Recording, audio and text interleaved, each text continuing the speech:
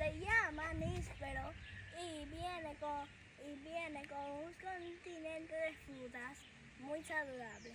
Entonces, esta fruta es marrón y es redonda.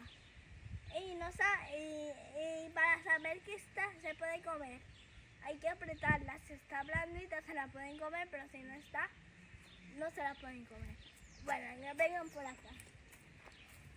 Quiero enseñarles esta fruta de chinola y no tiene frutos todavía porque no le han echado agua.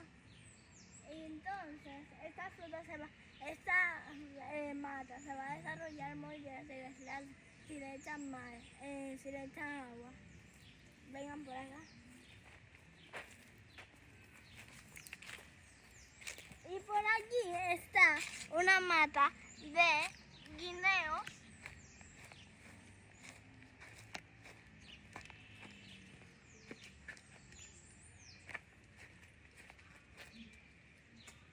Ahora vengan a mí.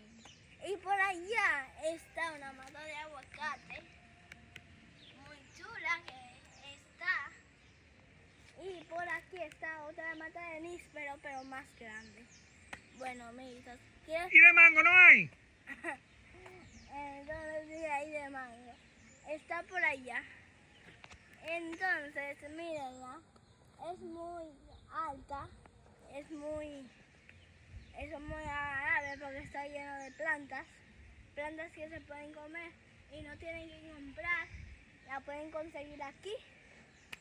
Esto es muy divertido porque si uno vive en la granja no va a tener que comprar cosas porque va a tener cosas en la granja. Bueno, ¿Y quién nos da todo eso? Dios nos da todo eso, Dios. Entonces agradezcan a Dios de que nos dé esos alimentos. Bueno, bye.